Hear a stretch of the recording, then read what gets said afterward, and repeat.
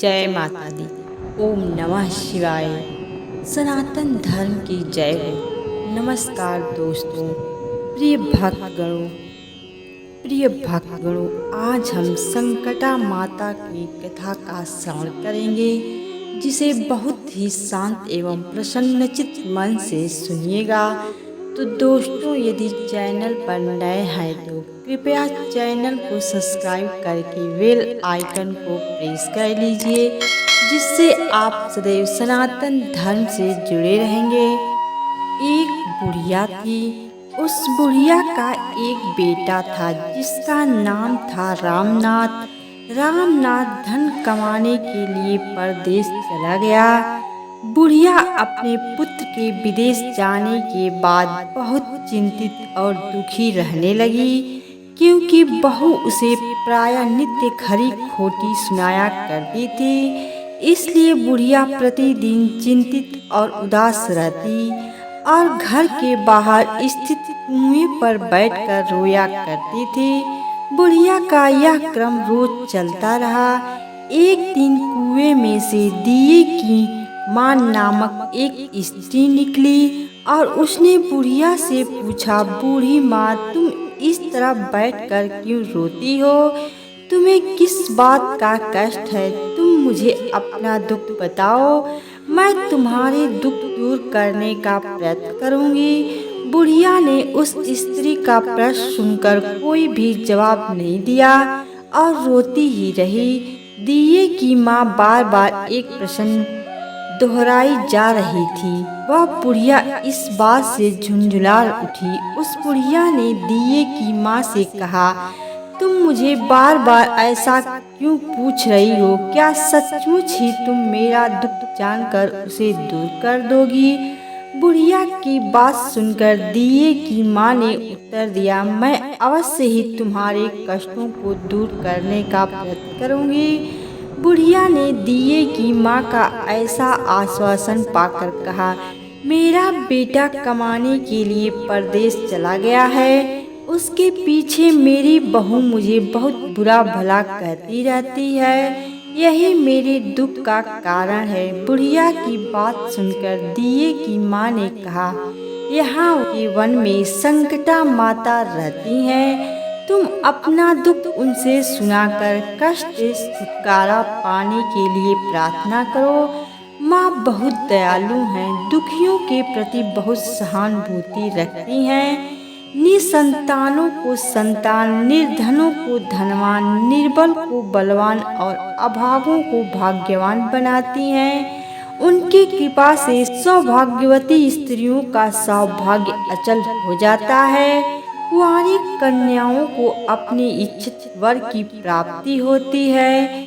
रोगी अपने रोग से मुक्त होते हैं। इसके अलावा जो भी मनोकामना हो वह सभी को पूरा करती हैं। इसमें कोई संदेह भी नहीं है। दिए की माँ से ऐसी विलक्षण बात को सुनकर बुढ़िया संकटा माता के पास गई और उनके चरणों पर गिरकर विलाप करने लगी।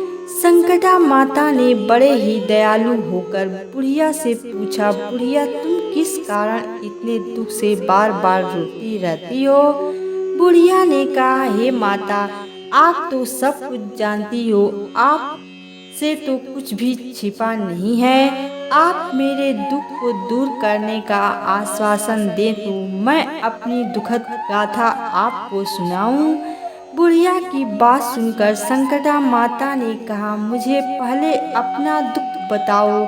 दुखियों का दुख दूर करना ही मेरा काम है। संकटा माता के ऐसा कहने पर बुढ़िया ने कहा, हे माता, मेरा लड़का परदेश चला गया है। उसके घर में ना रहने से मेरी बहू मुझे बहुत तरह तरह की बातें सुनाया करती है। उसकी बातें मुझसे सहन नहीं होती। इसी कारण परेशान होकर मैं बार बार रोया करती हूँ। बुढ़िया की इस दर्द भरी कथा को सुनकर संकटा माता ने कहा, तुम घर जाकर मेरे लिए मन्नत मनौती मांगकर मेरी पूजा करो। इससे तुम्हारा लड़का सकुशल घर वापस आ जाएगा। मेरी पूजा के दिन सुहागन स्त्रियों को आमंत्रित कर उन्हें भोजन कराना। ऐसा करने से तुम्हारा लड़का अवश्य ही तुम्हारे पास आ जाएगा। संकटा माता के कहे अनुसार उस बुढ़िया ने मनौती मांगकर पूजा की और सुहागिन स्त्रियों को भोजन के लिए आमंत्रित किया। परंतु विचित्र बात यह हुई, जब बुढ़िया ने स्त्रियों के लिए लड्डू बनाने शुरू किए तो उससे 7 की जगह 8 लड्डू बन गए। इस बात से बुढ़िया बहुत ही असमंजस में पड़ गई। ऐसा होने का क्या कारण है? कहीं मुझसे गिनने में तो गलती नहीं हो रही, अथवा अपने आप 8 लड्डू बन जाने का कोई अन्य कारण है। उसी समय संकटा माता एक वृद्ध स्त्री के रूप में बुढ़िया के सामने प्रकट हुई और बुढ़िया से पूछा, क्यों बुढ़िया, आज तुम्हारे यहाँ कोई उत्सव है क्या? यह सुनकर बुढ़िया बोली, आज मैंने संकटा माता की पूजा की है और सुहागिन स्त्रियों को भोजन के लिए आमंत्रित किया है, किंतु जब गिन कर 7 लड्डू बनाती हूँ तो वे लड्डू अपने आप ही 8 बन जाते हैं। मैं इसी बात से चिंता में पड़ गई हूँ। बुढ़िया की बात सुनकर संकटा माता ने कहा, क्या तुमने किसी बुढ़िया को भी आमंत्रित किया है? बुढ़िया कहने लगी, नहीं, मैंने ऐसा नहीं किया, परंतु तुम कौन हो? संकटा माता ने कहा, मैं बुढ़िया हूँ, मुझे ही आमंत्रित कर लो। ऐसा सुनकर बुढ़िया ने उस बुढ़िया रूपधारी संकटा माता को भोजन के लिए आमंत्रित कर लिया। इसके बाद बुढ़िया के घर पर सभी आमंत्रित सुहागनें आ पहुंची और बुढ़िया ने सबको लड्डू तथा अन्य मिठाई आदि का भोजन कराया। इससे संकटा माता उस बुढ़िया पर बहुत प्रसन्न हुई और माता की कृपा से उस बुढ़िया के बेटे के मन में अपनी माता और पत्नी से मिलने की इच्छा उत्पन्न हुई। वह अपने घर के लिए चल दिया। कुछ दिन बीतने के बाद वह बुढ़िया संकटा माता की पूजा कर सुहागिनों को भोजन करा रही थी कि किसी ने उसके लड़के के आने की सूचना दी, लेकिन बुढ़िया अपने काम में लगी रही। उसने कहा, लड़के को बैठने दो, मैं सुहागिनों को जिमा कर अभी आती हूँ। लड़के की बहू ने पति के आने का समाचार सुना। उसी क्षण पति के स्वागत के लिए तुरंत घर की ओर चल दी। लड़के ने अपनी पत्नी को देखकर मन में सोचा कि मेरी स्त्री मेरे पति कितना प्रेम रखती है, जो खबर पाते ही मुझसे मिलने आ गई।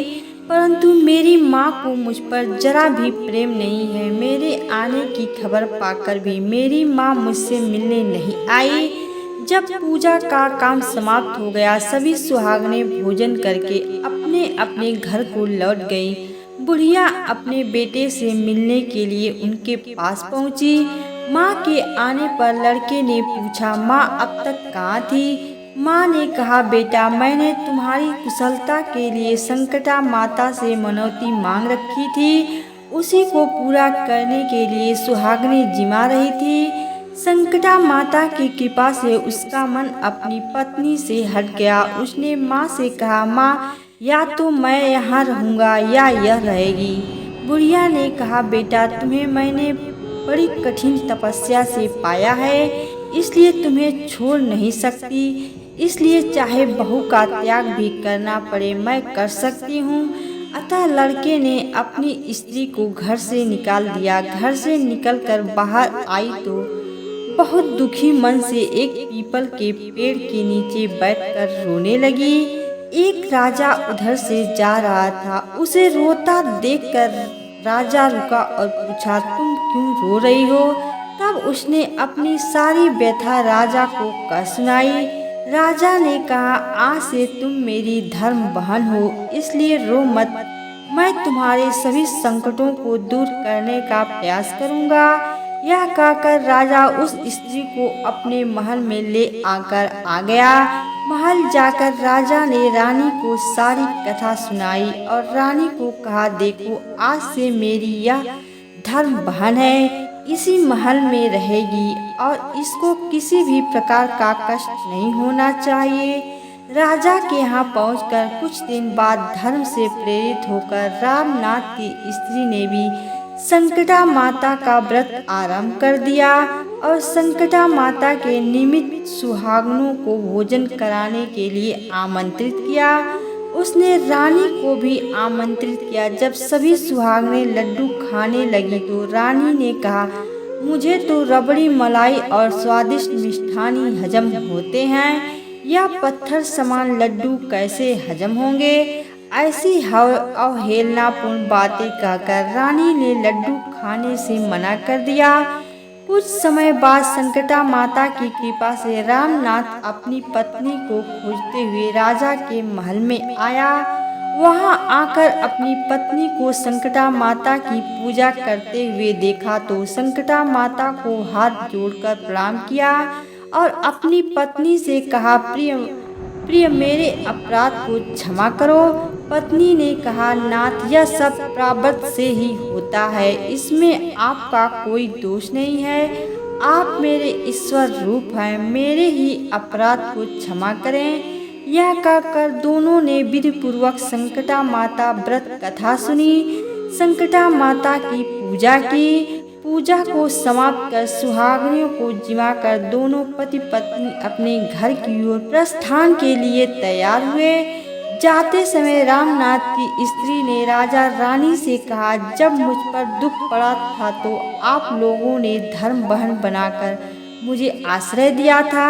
यदि आपको किसी भी तरह की सहायता की आवश्यकता हो तो मेरी कुटिया में निसंकोच चले आना। ऐसा कहकर दोनों पति पत्नी अपने घर चले आए। संकटा माता के प्रसाद का निरादर करने के कारण रानी पर भारी संकट आ पड़ा। रामनाथ की बहू के जाते ही उनका राजपाट नष्ट हो गया। ऐसी विपत्ति में पड़कर रानी ने राजा से कहा, ना मालूम वह तुम्हारी धर्म बहन कैसी थी, उसके यहाँ से जाते ही सब कुछ नष्ट हो गया। रानी ने राजा से कहा, जाते समय वह कह गई थी कि जब मेरे पर कष्ट पड़ा था तब मैं तुम्हारे यहाँ आई और कदाचित तुम्हारे ऊपर कोई भी कष्ट पड़े तो तुम मेरे घर चले आना, इसलिए हम लोगों को उसके यहाँ ही चलना चाहिए। ऐसा विचार कर राजा रानी दोनों ही अपनी धर्म बहन के घर गए। वहां जाकर रानी ने कहा, बहन तुम्हारे जाते ही ऐसा क्या हो गया कि हमारी सारी संपत्ति नष्ट हो गई, हम लोग बहुत परेशानी में पड़े हुए हैं। रानी की बात सुनकर रामनाथ की स्त्री ने कहा, बहन मैं तो कुछ नहीं जानती, मेरी तो सब करता धरता संकटा माता है, इसके अतिरिक्त कोई दूसरा नहीं है। इसीलिए मेरी राय में तुम संकटा माता से अपनी भूलों के लिए क्षमा याचना करो, उन्हीं की मान मनौती से तुम्हारा काम बन जाएगा, तुम्हारे सारे बिगड़े काम अपने आप सुधर जाएंगे। रामनाथ की स्त्री की बातें सुनकर रानी ने श्रद्धा भक्ति से संकटा माता का व्रत किया और सुहागनों को जिमाकर अनजाने में हुई अपनी सब भूलों के लिए संकटा माता से बार बार क्षमा मांगने लगी। रानी के ऐसा करते ही संकटा माता प्रसन्न हो गई और रात में रानी को स्वप्न में कहा कि तुम दोनों पति पत्नी अपनी महल को चलो, जाओ वहां जाकर मेरी पूजा करना और मेरे निमित्त सुहागिनों को जिमाना। ऐसा करने से तुम्हारा गया हुआ राजपाट तुम्हें दोबारा वापस मिल जाएगा। सुबह होते ही रानी ने अपने स्वप्न की बात राजा को बताई। रानी की बात सुनते ही राजा उसी क्षण रानी को साथ लेकर अपने महल की ओर चल दिए। महल में आने के बाद राजा रानी ने संकटा माता के कहे अनुसार पूर्ण भक्ति भाव से माता संकटा की पूजा की और सुहागिनों को भोजन कराया। ऐसा करने से उनका बिगड़ा हुआ सारा समय सुधर गया और सारा राजपाट उन्हें वापस मिल गया और वह पहले की तरह राज्य को भोगने लगे। बोलो संकटा मैया की जय। इस प्रकार संकटा माता का व्रत कथा समाप्त हुई। नमस्कार दोस्तों, धन्यवाद। यह कथा आप लोगों को कैसी लगी कमेंट करके ज़रूर बताएं तथा वीडियो को लाइक और अभी तक चैनल को सब्सक्राइब नहीं किए हैं तो कृपया चैनल को सब्सक्राइब कर दीजिए। सदैव आपके ऊपर संकटा माता की कृपा बनी रहे। जय हो संकटा माता की।